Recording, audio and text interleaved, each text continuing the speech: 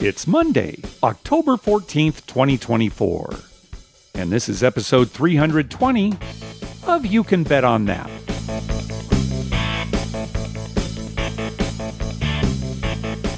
Hi, everybody. Welcome to You Can Bet on That, a podcast for the recreational gambler. I'm Mark Duvall. And I'm Dr. Mike. Dr. Mike, I understand you did a little gambling yesterday? Yeah, I headed down to Diamond Joe Worth. Yeah. Hadn't been there in quite a while, and I wanted to get my free play. Yeah. It was up and down. It didn't go terrible, but it didn't go good either. Yeah. Okay. So got my free play. I was only there like maybe 3 or 4 hours. Yeah. Wasn't there that long, considering I had a 4-hour drive, 2 there and 2 back. Yeah. But there were a couple of changes. I noticed they had Bubble Craps machine. Oh, okay. One of those individual ones. There was like 4 or 5 stations, and you could just play by yourself. Yeah. And it was a $3 limit, which, is kind of nice if you're looking for a cheap way to play craps. I mean, that's a great way to learn. Yeah, I if agree. Somebody really wanted to learn. There's no pressure on you. You're not holding anybody up. Right. Also, on a sadder note, they changed the 5 and 9. You can only buy them now if you make a $50 or higher bet. Huh. Used to be 20, right? Yeah, right. So I would put like $30 on every number. Yeah. That's what. And now, I mean, you can still put 30, but you can't buy them. Why not? Why did they change it? Have no idea. Huh. I'm sure it's for, the house. I guess maybe they were losing way too much money on that bet. Well, what about the 4 and 10? Is that also 50? Well, that's still 20. You can buy a 20. I mean, who thought of that? Were they in some meeting and like, we're taking a real beating on these 5s and 9s coming up. That's so strange. I keep hearing things too about in Las Vegas. They're kind of transitioning to being able to buy the 5 and 9. Right. But I keep hearing stories about, depending on what shift you're at a particular casino, the dealers don't know. The pit doesn't know. Well, you can still buy it. You just have to bet $50. So, most of the people playing there are not betting $50 on that. Right. There's always a few, but most of them are betting 10 or, and if it hits a couple times, then maybe they press to 20. Well, that does them no good now. Now they got to get it up to 50 before they can buy it. Well, shoot, that's too bad. Maybe they were running low on dollar chips for the VIG. That could be, yeah. It was just too much. Yeah, the dollar chips are a real problem. Yeah. Oh, Mark, when we have a casino, we're going back to the metal dollar chips. Metal dollar chips, and we'll have 25-cent chips at the table, too, so you can buy the 6 and 8 for $3 and get paid $3.50. Right. Or $15. Oh, yeah, right. $15 you can still pay off correctly. Yeah, you can pay that off correctly. I'd like that. Yeah. All right, when we buy our casino, when we open our casino, when we finally get licensed for our casino. Yeah, the paperwork is going so slow. We're running out of time here. Well, Dr. Mike, since our last episode, there have been a couple of deaths that are significant to the gambling world. The first one most people heard about was Pete Rose. Of course, he is the Major League base hit leader. Yeah. But did not get into the Hall of Fame because he gambled on baseball when he was a manager in baseball. People who've listened to the show before know that I was not a big Pete Rose fan. A lot of it because of his personality. He denied the gambling initially. That's the reason he's not in the Hall of Fame. So now there's a lot of talk about, is he going to go into the Hall of Fame now?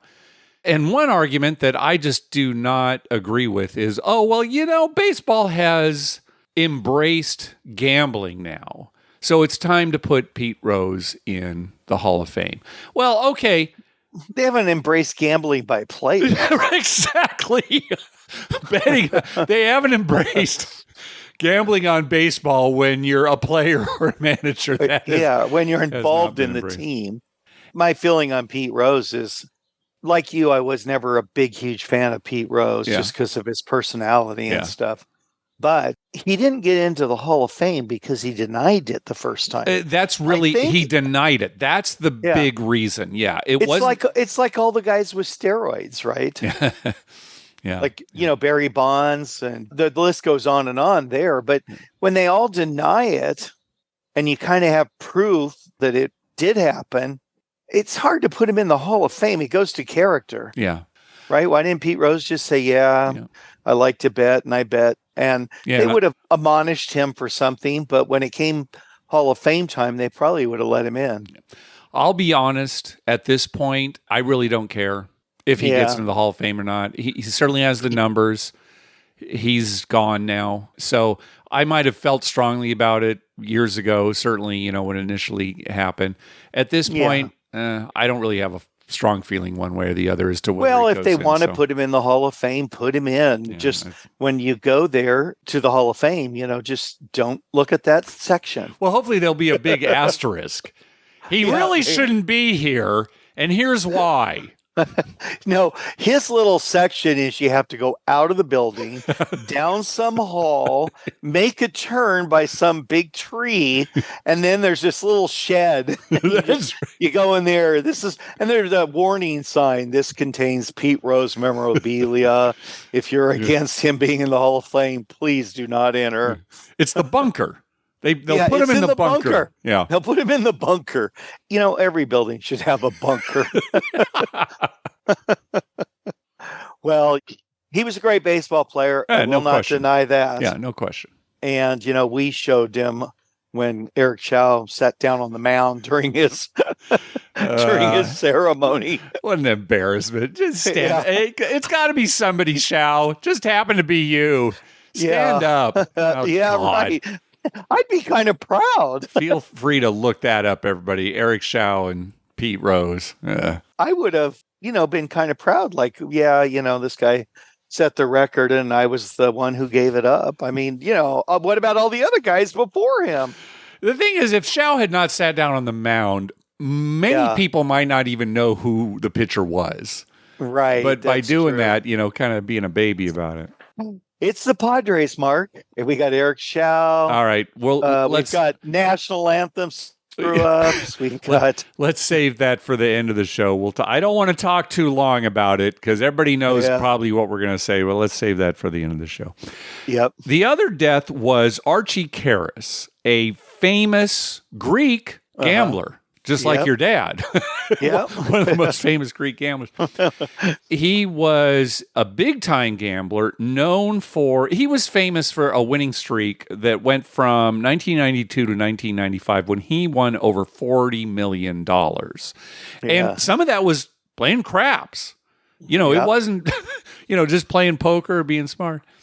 And then he lost the whole wad by the end of 1995. So he was really a gambler, didn't really care about the money. Well, I shouldn't say that. He cared about the money in that he liked to throw around money while gambling, right? Right. So definitely one of the most famous gamblers. Now, he was also a pool shark and he played poker, did all sorts of things. Again, his character, who knows? In 2013, he was convicted of marking cards right here at Verona. Yeah. Right. And he was convicted and sentenced to 3 years probation. He was ultimately banned from all Nevada casinos. But a pretty interesting character if people want to research a little bit more. He's got a Wikipedia page, of course. Archie Karras. So, R.I.P. How old was he? Do you know? I believe he was 73. Yeah. 73. It's kind of, by today's standards, kind of young. Yeah. Of course, you spend a lot of time in casinos. Yeah. He probably lived pretty hard. So, yeah, it's going to do it. Yeah. Well, Mike, last weekend, one of my sons and I went to see San Diego State Aztec football game. I hadn't been to a football game, Mike, in years. Oh, my God. A long time. And he had never been. And, we really enjoyed ourselves. It's a relatively new stadium, Snapdragon Stadium. It's where Qualcomm Stadium used to be. And I love the facility. It really feels kind of like a college stadium. It's a little smaller and kind of open and nice.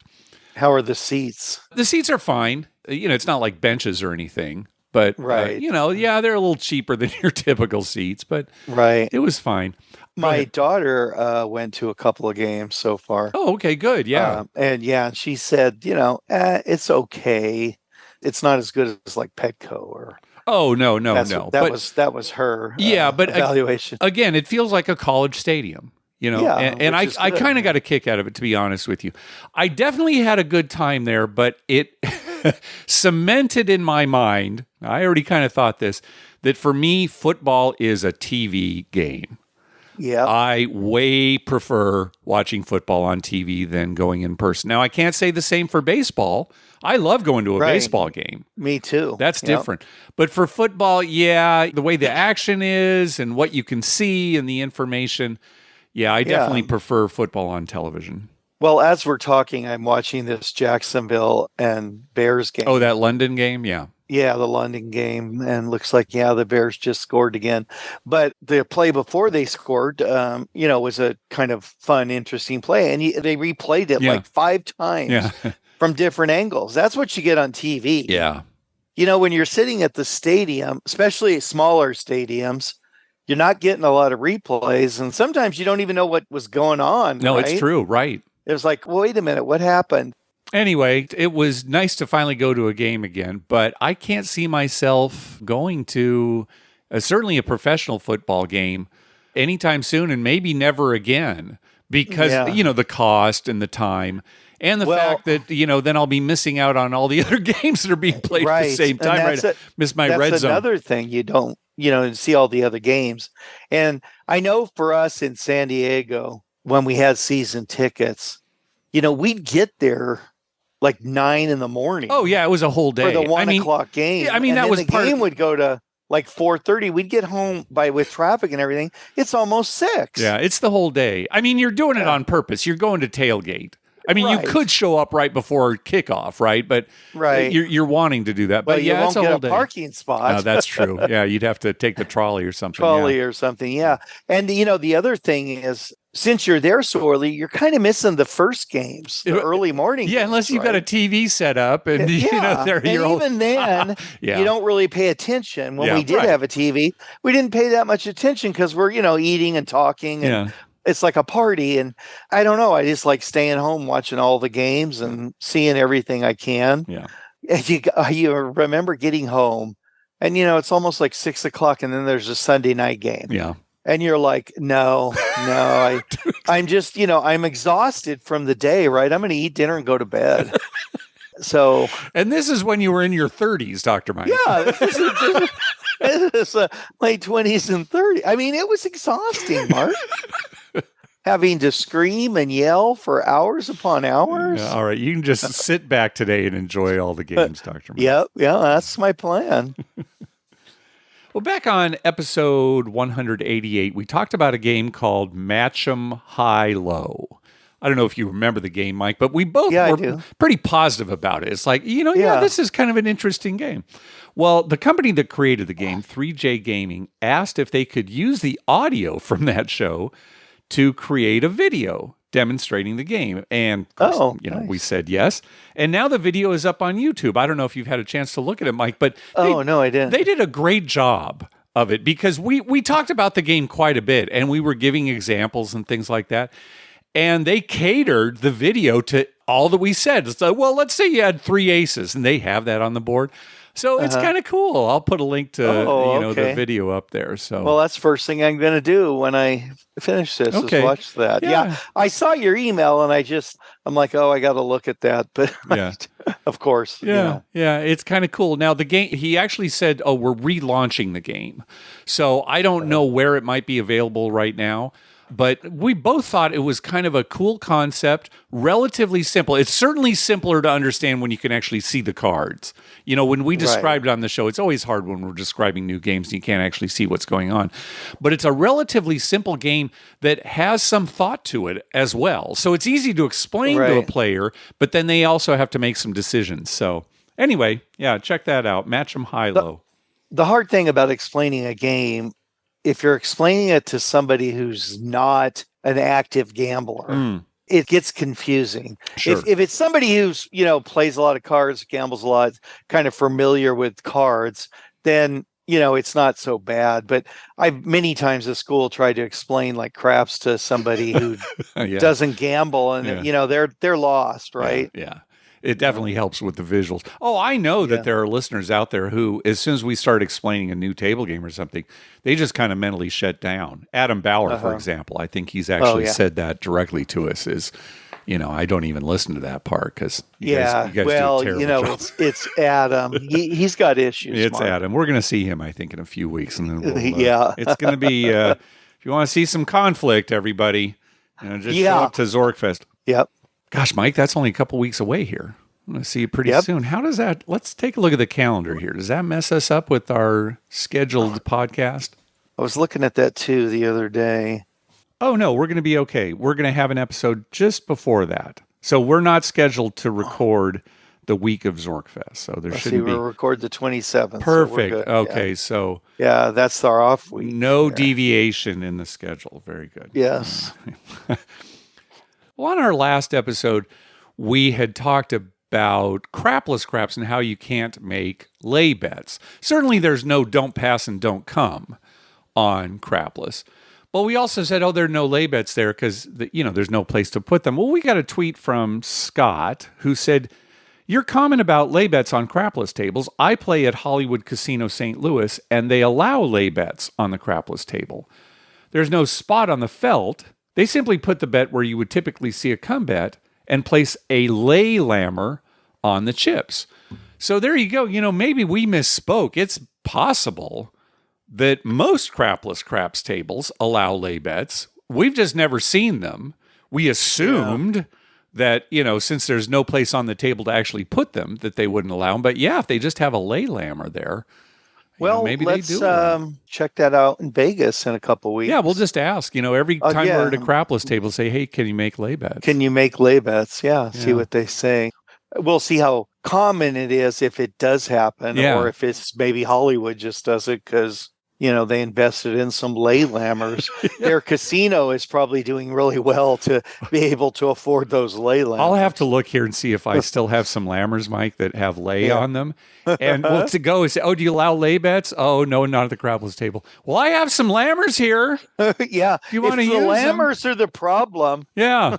I can sell these. I'll sell them to you. Yeah. Or rent them to you while I'm playing. But it's a limited time of rent. That's right. And I'd like to make some lay bets. So free vig for me. Plus you give me an additional $1. Yeah. Now we just assumed, and what happens when you assume, Mike? You make an ass out of you and Paul. You and Paul, happens there. So good. Thank you for that information, Scott. We're going to check a little bit more of this out. Hey, thanks to everyone who's been clicking through our Amazon link. Remember, whenever you're going to buy something through Amazon, please go to our page first. You can bet on that.com and click through our Amazon link towards the top of the page. All right, let's move on to voicemails. First up, our good friend Thomas. Hey, Mark and Dr. Mike. Thomas from Iowa. Just wanted to call with a little trip report. A few weeks ago, Melissa and I drove out to Colorado to Black Hawk and met Tim for a couple days. So we were staying in Ameristar, and we get into town Thursday evening, and we check in, go to the video poker bar. I decided to play 5-play video poker, bonus poker, and within the first 10 hands or so, I get dealt a flush and has 4 to the royal, so I hold the 4, and lo and behold, I hit the royal on one of them for my first ever. And then a few hands later, I got dealt 3 aces, held those, and got a 4th ace on one hand. It actually did have a 2, but being bonus poker, there's no aces with a kicker. Right. And then about 15 minutes later, I hold 3 to the royal, and I get another one. Come on! So in the 28-minute span, I got 2 royals and 4 aces. It was a great trip, and we both wound up ahead. Love the show. Have a great one. The 4 aces, that's just the cherry on the top, but 2 royals within a half hour. Yeah. That's amazing, seeing as you and I are never going to hit a royal. Right. If I didn't like Thomas so much, I'd probably be really upset right now. Yeah, you'd probably end the podcast right now. Mark, I can't do this anymore. I need a minute. But because I like Thomas a lot, I'm going to be very happy for him. Yeah, very good. Even though I never in my life will even get one, let alone two, let alone in a half hour. Yeah. But, that's the way it goes for us, Mark. Yeah, that's the way it goes for us. That's our whole life. Thomas sent us some pictures of the payoff. So, yeah, congratulations, Thomas. Yeah, nice. Good job. And Blackhawk's great place. So we love it. Yeah, we're definitely winning is a added little bonus. Yep. All right, next call. Hi, fellas. This is Mike from Ohio. Just listened to your podcast from the 16th, and I heard Dr. Mike talking about how he and his wife love Butterfingers. And I just wanted to mention, if you haven't had them for a while, you might find them quite different. We were disappointed. We bought a whole bag of them here a few months ago, and I thought the packaging looked a little different. The color of the packaging and the font was a little different, and it turned out the taste also was different from the Butterfingers that we all remembered. So I did a little checking and found out that back in 2018, an English company by the name of Ferrero bought both Butterfinger and Baby Ruth from Nestle's. So they said that they were trying to improve the taste, but at least in our opinion, it went the wrong way. So they're not as good as they used to be. Thought you might want to know. Also, I called you about a year ago and mentioned that the Downtown Grand still had $5 craps, and we were there again this past summer, and indeed they still do. $5 craps and $5 blackjack. So thought you'd want to know that. Okay, nice talking to you guys. Bye. All right, good. Thanks for the information, Mike. Dr. Mike, have you noticed that Butterfingers are different? Well, I remember when that happened. I really can't tell the difference on the taste. Now, Sherry, Butterfingers are her favorite. She definitely has noticed a difference. She said that they're not as sweet as they used to be. Yeah, that could be true. Yeah. But she also said that the center, it doesn't kind of get hard or stale as much as they used to. You know, you get like an old Butterfinger, it's like, right? It's like, it's hard to crunch, so it's not as good compared to the fresh one. So she said, maybe that's why they changed the formula, or one of the reasons. But yeah, they're definitely different. Yeah, it reminds me of Three Musketeers, Mike, when you and I were kids. Oh, gosh. Yeah, those have changed a lot. Yeah, a lot. The middle wasn't that chocolatey. There was chocolate on the outside, but the center, was... It was fluffy, too. It was fluffier. Yeah. Yeah, it was fluffier. Yeah, they're a little stodgy now. Now the center is actually chocolatey. More so. So, yeah, I do kind of miss those as well. So I don't know why do they mess with stuff? Oh, relax. Don't mess with the Butterfingers. They even have a commercial that says, "Don't mess with my Butterfinger." Yeah. I mean, they even have a commercial. I'm just always so happy when I'm eating a Butterfinger. Yeah. I don't really dwell on it much. Okay. And that's what you have to do with life, right? Good. I'm glad to hear you say that, Mike. Yeah, you need to relax. Yeah. Right, you need to relax and then just enjoy you got a Butterfinger of some sort. Chico sticks have changed a lot. Oh, yeah, Chico sticks, definitely in the same family. They're smaller now. They used to be really big around. Yeah. You buy a Chico stick now, it's like it is a stick. It used to be like a log. Chico logs. Chico logs. They were even called Chico logs back then. Oh, it's like ding dongs and Twinkies and zingers. Right. They're all so much smaller. In my day. Let me tell you, Mark. All right. That's the problem with human beings. We're never satisfied. We always want to change something. You've invented perfection with the Butterfinger, and then somebody comes along and wants to change it.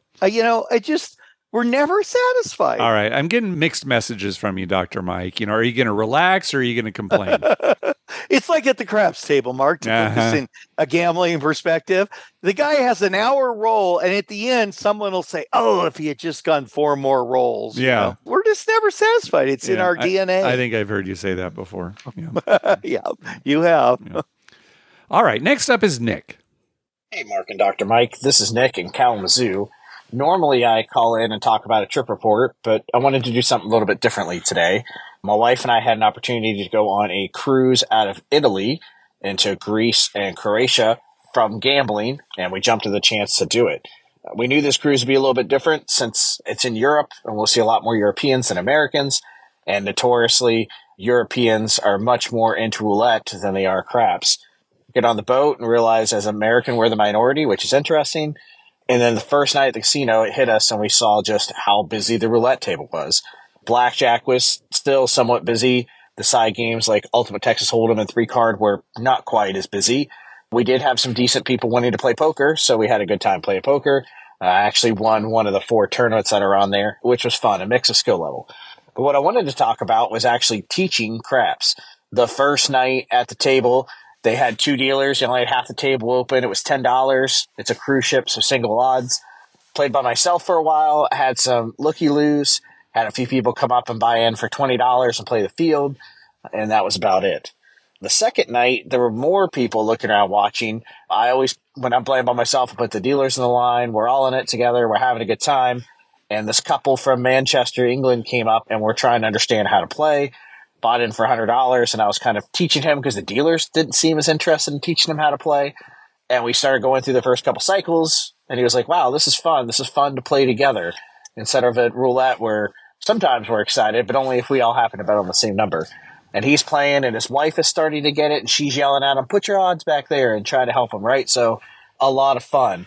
And then the next night, they come to the casino again, and we're all kind of having a good time. To that point, as we're on the ship and I see Dan and Teresa, I'm yelling across the ship, Dan and Teresa, or I actually saw them on the beach in Greece. And then they brought a couple people, and then I taught a couple more people. And towards the end of the cruise, we had a full half of the table available.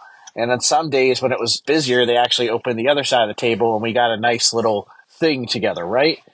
So sometimes it's fun to be at a table with a whole bunch of people who played craps before. The game moves super fast. We're all winning money on those big rolls. But I think there's also something to be said about teaching new people and getting them to have fun, whether they're playing just a pass line bet or we teach them to place the 6 and 8, or they're just playing the field because they're having a good time. Kind of remind me why I really enjoy craps.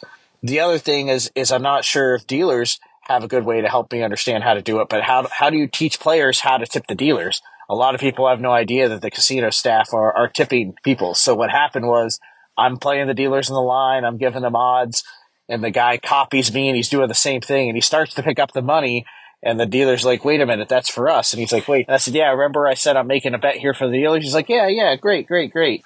So he kind of figured out how to tip the dealers, and he was playing 2 ways and the hard ways, and we're slowly helping people understand how we make sure the dealers get paid. So a very different experience, a fun experience to teach new people, to get people involved is much better than playing with myself. Thank you guys for the podcast. I appreciate it. I look forward to listening to it every time it comes out. Have a great day. Bye-bye. All right. Thanks, Nick. Yeah, teaching people the game. We were a little worried when we were in the early days of our podcast. Oh, is craps dying? Is craps dying? And I don't think it is. I think we're getting a lot of new players into the game. Yeah, well, like Nick said, it's a fun game, and it's one of those games where you can all cheer together, right? Oh, yeah, much. He's talking about roulette, which of course is very popular in Europe. But yeah, you're not all betting on the same number, right? Or series of numbers. At craps, generally the table wins and loses together. Yeah, right. I have experienced tables where the crew is not very good at explaining the game. Yes. I actually do see that quite a bit. It could be that they're so used to the game that it's hard for them to kind of put themselves in a newbie's shoes to explain it. Yeah. Then there are some that are very good. Now, dealers really shouldn't be teaching players how to tip unless the player asks ahead of time. Right. That's kind of a no-no, right? It's like, here's how you bet for it. But, if you asked, how can I make a bet for you? Then certainly they could say, just put us on the line, or make a hard way bet for us, something like that. Most of the time they say, hey, we bet with you, so just add an extra buck. Yeah, something like that, right? That kind of thing. And one of the things that we're going to have at Zorkfest is a craps lab. We're actually going to have 3 sessions where we will teach you how to play craps. And of course, we'll also teach you how to tip. That's definitely going to be part of it too. So, another reason to come see us at Zorkfest. It's funny that roulette is such a big deal in Europe. I guess I should look into this. How did that evolve that was like their game? Yeah, I mean, and then why is craps so big here, right? Yeah, you can go back and find these origins. I don't, as far as roulette goes, I don't know a lot about it. As far as craps goes, a lot of it was the troops in World War II playing dice, that kind of thing. Evolved from that. But yeah, it's just two different cultures, and that's the way it's gone. But I love Nick's story about, teaching. He met some people there who were from England who didn't know the game. And here, let me show you how to do it. And once you show somebody how to play, as long as it's not like when we tried to teach our friend Bill, and every time it was just the worst rolls, right? Look, Bill, and he'd lose all his money. But as long as you just kind of show him the basics, not go crazy, not here's, every bet that I'm making on the table. Yeah, pretty quickly. Hey, this is a fun game. I like this. Yeah, I think people like it. I think another thing people like that their money can sit out there for a while. Right. The bet is not necessarily resolved on the next roll. Yeah. Right. Whereas in like roulette, the next spin, you win or lose. Yeah. That's it. Yeah. Blackjack, hand, win, lose, push. Whereas craps, you could put the $10 on the line, somebody for a 6, and that's all they do. And, it might take 10, 15 rolls before somebody makes a 6. Mm-hmm. And then people, newbies, start to feel like, well, hey, my $10 lasted a while. Not like blackjack where it disappeared immediately. Yeah. And then once they learn the game more, then they realize that, they need at least $1,000 if they're going to play on a $10 tip. Right. But I know what you're saying. Yeah. Well, I can see dice being popular because a dice game would be something you could play anywhere, right? Yeah, that's true. I could have 2 dice in my pocket, and if you came over, we could play. Yeah, but nobody carries a roulette wheel around. Right. And the Stone Age, it was a long time before they invented the wheel. Yeah, they were probably playing craps before roulette in the Stone Age. Yeah, because they just used a couple of bones. Yeah. From some animal and rolled them, and whichever way they turned, it's like win or lose. Yeah. There was a lot of that going on in the Stone Age. Oh, there was not much else to do. It had to keep themselves entertained. It's either we're not cave drawing again tonight, are we? Yeah. Oh my God! Let's just play craps, please. Yeah, so I can't do any more sick cave of these drawing. Stick figures. Yeah. All right, next call.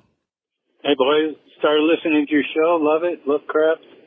Me and the guys are heading out to Las Vegas. We go every year for like 30 years now.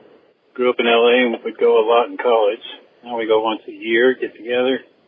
We used to go to the Strip 30 years ago, but got priced out. Went downtown for a long time. Now we're getting priced out of that. This year we're staying at Rio. Never been there. Thought we'd hit the Palms. Never been there. Or maybe the Orleans. Wondering if you've ever been there. And what is your opinion of off-strip casinos? Seems like we're getting pushed up to off-strip stuff. So I could really use your advice. Thanks, boys. We don't spend that much time at off-strip casinos, but if you want a better value, that's definitely the way to go. We have been at all those casinos. Well, we have, but I mean, we don't spend a lot of time there. We've certainly not been there recently. No, and the reason we don't spend a lot of time there is because you're kind of limited. If you've flown there and you don't have a car to go anywhere else, you're needing a cab. Yeah, that's true. Or an Uber. Whereas on the Strip, you can just walk outside and walk a little bit, especially when we were younger. We remember we did a lot of walking. Oh, yeah. We'd walk the whole Strip. Well, it depends on what you want from your experience, too. Now, when we're in Vegas, we like going to a lot of different casinos. Right. But I will say this. Last year, the poker gang and we stayed at Orleans, and we loved it there. Yeah. I think that is a good alternative to getting, the expensiveness of the Strip or even downtown. Now, you're not going to get a Las Vegas experience at Orleans, but you will get a casino experience. Right. So I would recommend something like Orleans. And they said they were going to stay at Rio. That's no longer Caesars. Those are new owners, and we've heard good things about that. So, that's good. I don't know if the Palms, if he's talking about price points, Well, I'm not Palms sure. is owned by San Manuel, you're probably going to San get Manuel. yeah, probably And going to they- get some good gambling, but we haven't been Yeah. there since they've taken over, Right. so we don't know. My brother has. He said it was good. It Okay. was like San Manuel. Yeah. And if you're local, they have a lot of giveaways and a lot of free play and stuff like that. Yeah. Oh, So- yeah. I definitely suggest off strip, but keep in mind, again, you're not going to get the Las Vegas experience. But if all you want is the gambling experience and reasonably priced okay food, which is certainly Yeah. fine with me, then yeah, that's a good way to go. And to your point too, Mike, if you do stay off strip, it is nice to have a car, because the nice thing about being in an off strip Vegas casino is that if you do want the Vegas experience while you're there, you can always Right. just drive to the strip and then go back to your hotel. Yeah, exactly. And in the old days, it used to be a lot more convenient because you could park free everywhere. Yeah. So you could just drive down to the Yeah. strip, park somewhere, and then walk. Yeah. Now, parking is an issue. Yeah. But Yeah. The good old days, Dr. Mike. yeah, when you could actually park on Las Vegas Boulevard. I don't know if you could actually park on the curb, but we're old enough to remember when there were parking lots in front of the casino. Casino. Right? Yeah. Like a grocery store parking lot. Right. Desert Inn. You parked right out in front of it. Man. All right. Next up is our good friend Todd Goddess. Hi, Mark and Dr. Mike. Todd Goddess from Minnesota. Just back from a weekend in Blackhawk, Colorado, per your recommendation. I completely agree. It was an excellent getaway. Gorgeous scenery. I did a morning hike in the mountains. All the properties I visited were clean, good games, good craps crews. I even got comfortable at a $15 craps table, which has always been difficult for a low roller like myself. I used a scaled back strategy of how Dr. Mike plays with pressing the 6 and 8 after a few hits, and it worked great. I stayed at the Maristar, which was wonderful. I would definitely go back. One interesting thing I found was the pay table on a Jacks or Better game. The Royal Flush did not pay 4,000 credits for a full 5-coin bet. It only paid 2,500. For 1 coin, it paid 500, 2 coins, 1,000, etc. The same machine also had bonus poker, double bonus poker, and a few others, and all of those games did pay the full 4,000 coins for a max bet Royal Flush. Only the Jacks or Better game was 2,500. Very strange. But back to craps. A player next to me was occasionally making a $15 don't come bet. When the roll was 6 or 8, he would say no action, and the dealer gave him his chips back.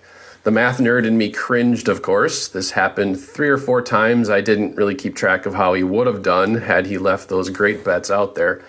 But a few hours later, I remembered reading in a book many years ago, if you ever see a player do this, immediately offer him the chips for his bet and let the dealer travel the bet to the DC number, and you can take over his bet. It's probably the only advantage craps play you'll ever legitimately get. I'm a little disappointed I failed to do that. Have you ever taken over a DC bet that a player wanted no action on? Thanks for the podcast. Bye. All right. Thanks, Todd. No, we've never done that.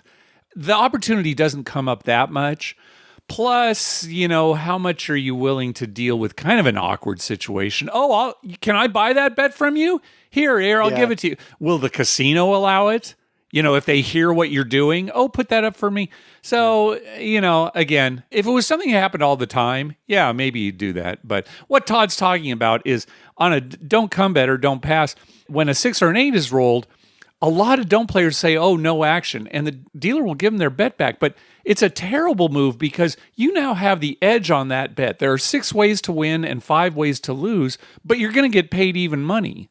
So, yeah, when Todd says he's cringing because, he knows the math, that's what he's talking about. Yeah. Actually, that happened last night when I was playing. A guy, he had a don't come bet. He went on to 5. Mm-hmm. And then after about 3 or 4 rolls, he said to the dealer, "Can I take that down?" Dealer said, "Sure." Yeah. And he took it down. And the very next roll was a 7 out. That's, we're talking about 6 and 8, 5 and 9 taking it down. Yeah, that's right. worse. Yeah, that's way worse, right? He looked at me. He was sitting right next to me, and he said, "Oh, I guess I shouldn't have done that." And I looked at him and I said, "Yeah, it's usually not good to take down a bet that you actually have an advantage on." Did you say that to him? I said that exact phrase. Yeah. And he looked at me and he said, well, yeah, I guess you're right. And I was trying to just be funny, but You're right. he got it. Yeah. We never have taken advantage of that, Mark, because I don't play the don't that much. Hey, right. But what if you've got money on the 6? Right? Yeah, Can I right. buy that, $10 bet? You've got $150 on this. Can I buy that $10 from you? You take your bet down. But no, plus, Right. you got what's the personality of the person you're dealing with? Right. How do you phrase it? Oh, that's an incredibly stupid move. Can I buy that bet from you? So, if it was your buddy and you right. wanted, Yeah, that's a completely different thing. Yeah. But what we have done, and our good friend John years ago used to do, is take odds when somebody wouldn't take odds. That's true. And yeah, that might be a little bit better. Like somebody doesn't have full odds. Rather than no odds or just like full odds. Oh, can I bet the rest of your odds? Can I, put an additional $50 on there too? That have we? Well, we've certainly done that with each other. I'm trying to think if we've done it with strangers. Maybe not. But yeah, our friend John. Well, John great did. Guy. Yeah. He would actually look for people. Yeah, that was his whole thing.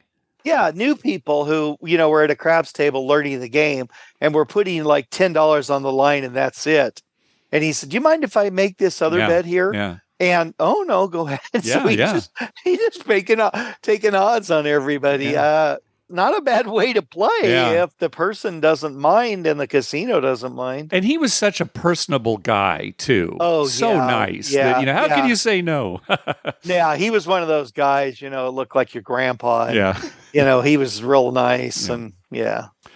So that weird pay table that Todd saw, it was a 9-6 jacks or better. That's really what caught his eye initially. He might have even gone to VP Free 2 to find it. So it looked like a full pay table, right? Because you hear 9-6 jacks or better. But the Royal paid $500 for one, regardless of how many coins you played. That's what he was talking about. And that works out to about a 98.88% payback, which is not terrible. But a true full pay 9-6 jacks or better returns 99.54%. Yeah. So we were talking about deception on the part of casinos last episode. Is this deception on the casino's part? Because, look, it's a 9-6 game. Oh, that's the best jacks or better you can have, 9-6. But you had to look at the whole pay table to really find out if it was full pay, and it wasn't. What do you think? Yeah. It's one of those legal deception things, which we should all be used to because it happens to us every day in our life. Yeah. But yeah, you really got to look. Hey, it's kind of like, Mark, when, you're looking at a game and you think that remember 4 aces would pay a little better on some machines? Oh, you know what? I know what you're thinking of. You're thinking of bonus poker. We'd see bonus poker machines, which, 4 aces is going to pay a little bit higher, and some of the lower 4 of a kinds are going to pay higher. But you got to look at those lower. Yeah, it was like 2 pair was just 1 for 1. Right. Which made a huge difference. Yeah. They get it back somewhere, and people see that. Oh, look at this. If I give 4 aces, and then, what you're going to get a lot of is 2 pairs, and you're just going to get your money back. Yeah. So, you got to look at the whole pay table, not just, the 9-6 or, what a full house and what a flush pays, but all of them, and compare it to the max coin. Like in this case, right? It didn't matter if you were playing max coin on this machine that taught. You could pay any amount of coin, and it would pay the same relative back to you. So, anyway. Buyer beware. I guess. People throw around 9-6 jacks are better, 9-6 jacks are better. And really what you want is full pay jacks are better, which, yes, is 9-6, but you got to look at the whole pay table. Okay, we've beaten this enough. Let's move on to our last call. I'm glad Todd had fun, too. Oh, it was his first trip to Blackhawk. And I was telling him how we loved it, and so I'm glad to hear. Yeah, he was messaging me back and forth, too, while all this was going on. So another positive Blackhawk experience. Hi, Mark and Dr. Mike. This is Andrew from Phoenix.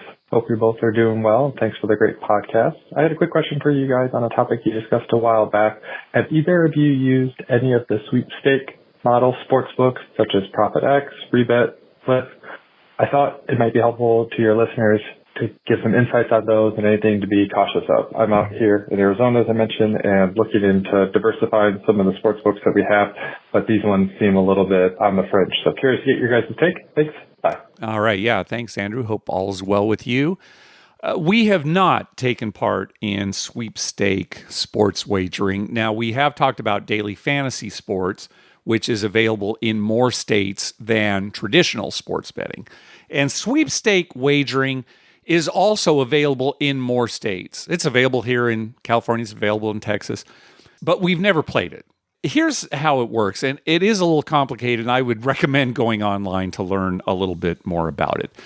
But this wagering, even though it mimics real sports betting, lines and sides and totals and things like that, the basis of a sweepstake is that a company is giving away money for free, and I put that in quotes, no purchase necessary. So the way it works with these sweepstakes sites is you get a certain number of basically play money chips. And as a bonus, the company gives you, we'll say, real money chips. And I'll put real in quotes. And you wager the play money, just like I'm going to take Kansas City, +3. I'm going to take, the Blackhawks, -150, whatever. So you do that with the play money. And then once you've done the play money, you can make the same bet with your real money. And then it works just like sports wagering.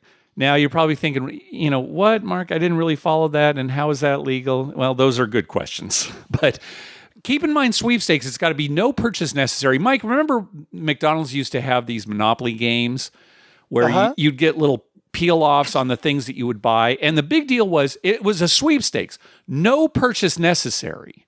Right. And that was true.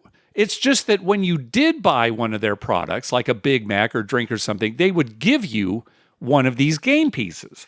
Right. It was on the cup or whatever. Yeah. Now, if you didn't want to purchase anything, you could ask for just a free game ticket.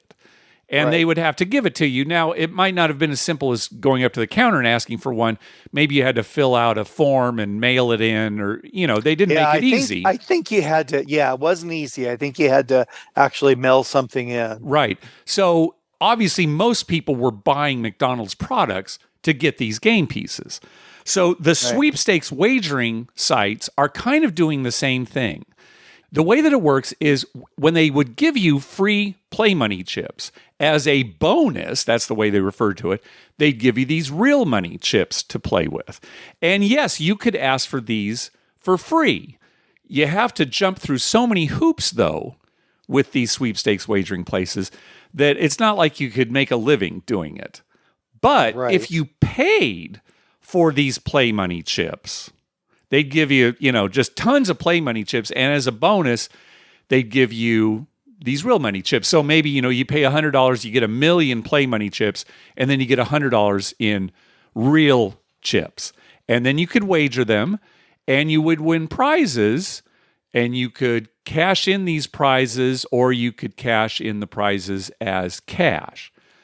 Again, I probably didn't explain it very well, but as far as the legality of it goes, it falls within the sweepstakes laws, and that's how they get away with it. It's basically, it's working around the law. Yeah, just like how here in California we have card craps. It's a way to get around the law. Right. So now Andrew's asking, okay, is it something worth considering? Well, probably, because you can play in states where maybe sports betting is not available. Are the states going to come down on this? Probably not, because there are a lot of sweepstakes casinos, online casinos out there where people are playing like slot machines. That's very popular, right? In fact, that's way more popular than the sweepstakes sports betting. So the government probably isn't going to come in and shut these down. It's just not a big enough deal for them to want to go on it. The problem is, though, these sites are not regulated like a real sports book would be. So, again, buyer beware. It's probably okay, but buyer beware. Just like if you use an offshore company. Well, that's not regulated here in the United States, so, who knows what's going to happen overseas, but there you go. Yeah. It's like, remember when all the poker sites closed down and, wait a minute, I had $1,000. Oh, yeah, that's right. We were on full tilt. And it was only a few $100s. Luckily, I got my money back, but it could have just disappeared. It could have just disappeared, yeah. And our casino, Mark, when we start our casino, Yeah. S&H green stamps. That's what we're going to do. We're going to go back to the old green stamps. S&H green stamps. Now you really want to show our age. Yeah, you get a suited blackjack. You get 20 S&H green stamps, and you put them in your book. You save them up. Put them in your book. The casino, and you turn them in, and you can get a choice of a gift or free play. Yeah, right. A can opener or $10 in free play. Right. A 6-pack of Mountain Dew with Mountain actually spelled out on it, or $5 in free play. What would you like, sir? I'll take the $5 in that case. I'm really wary of that. Also, with these sweepstakes, at least right now, the lines are typically not as good as you would find on a true sports book. So again, buyer beware. I would really recommend, I know that I have not explained this very well because we have not taken part in these sweepstake wagerings. So do a little research on your own. Just go online, do a Google search on sweepstakes sports betting, and you'll get a lot more information. So there you go. Yeah, I think, there's probably better ways to spend your time than again, the thing is, this is technically legal right now. Offshore bookmakers, is it legal? It's kind of a gray area. Your bookie, okay, that's illegal. But again, the government's not really coming down hard on them. But can you depend on a bookie? Right? Sometimes bookies disappear, right? Skip town, yeah. Eventually the solution is just to make it legal to sports bet in every state, and have it regulated. And maybe some state could say, hey, we don't want it, like Utah or something, fine. You're preaching to the choir here, Mike. Look, here we live in California, and we don't have sports betting, and I've talked about why we don't have it. We won't go into that. Well, I'll tell you, there's so much goofiness in the world, it does not surprise me. Yeah. All right. Well, on that positive note, let's go ahead and end this episode. Hey, we want to thank some people for some recurring donations. The International Brotherhood of Gobbling Donkeys, Jeremy over at the Color Up YouTube channel, Kurt, Nathan, and Brian Dancer. Thank you very much for those recurring donations. Also, we got a donation from listener Sean for Dr. Mike's school fund. Going to see The Implosion. Love the show. You're the first gambling podcast I really got into many, many years ago. Sean from Canada. Well, thank you very much, Sean. I know that Dr. Mike and the kids appreciate that. And hopefully you had a good viewing location for The Implosion. Did you see that online at all, Mike? The Tropicana coming down? Yeah, I saw The Implosion, but I heard that they blocked off the streets and a lot of people didn't get good views. Yeah, that was kind of a thing, is where can I go to see The Implosion? They some of the neighboring hotels were charging big prices. But yeah, that was kind of an issue, is where can I see it for free, out in the public? But you used to just stand out in the street. Just right about 20 feet away. Hey, it looks pretty good. Bang that down. Yeah. But, there are tons of videos online now, too, if you want to see that. I'm not so big on the implosions, Mark. I just like to see a big old wrecking ball, out there, big, huge crane with this massive wrecking ball knocking the building down piece by piece. Well, that still happens, too. I know, but I like that better than imploding them. It takes longer. It's more fascinating.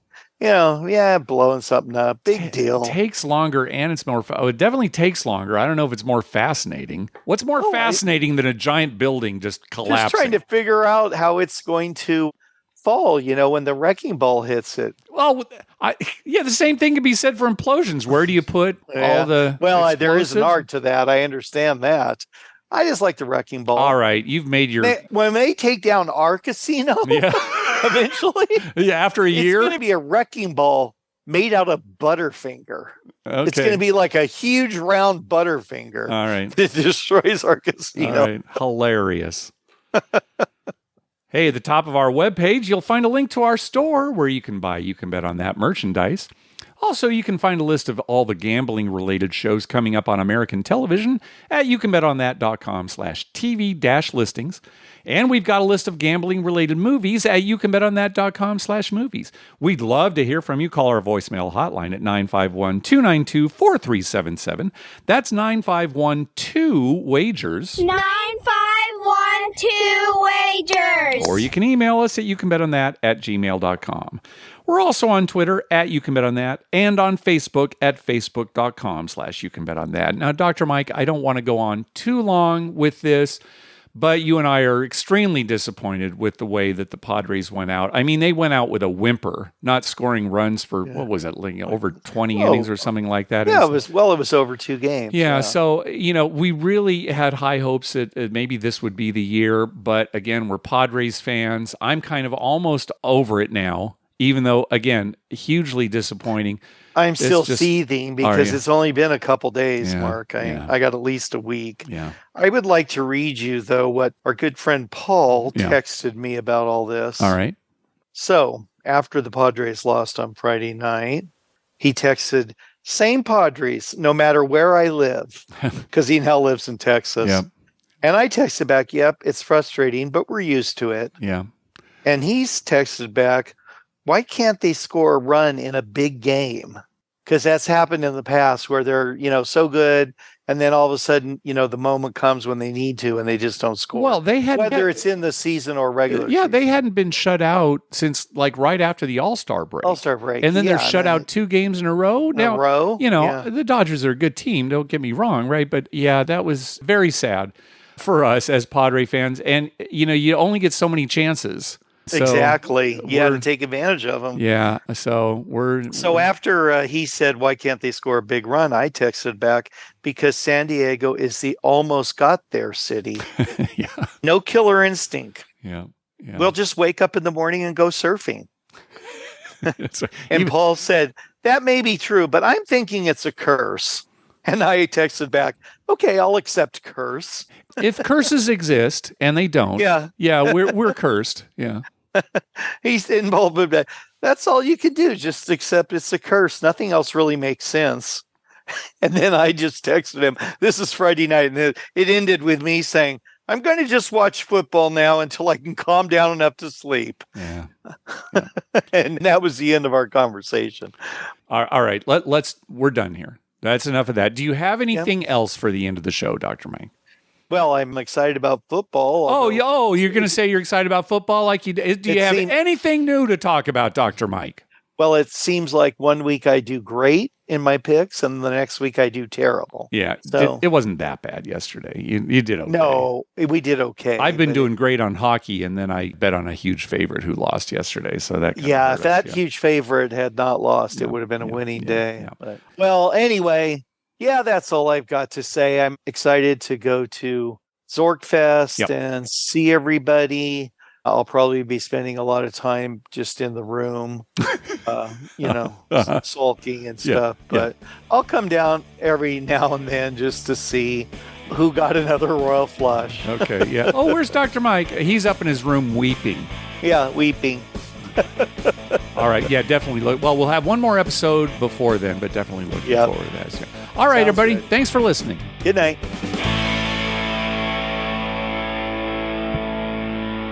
Oh, Adam, the installation guys called. They can meet you at 9 tomorrow. Okay, great. Oh, no. That's not going to work. We need to buy my lottery tickets at 9. That's my lucky time. How is it lucky if you've never won? Every time I don't win, I'm building up my luck. That's how it works.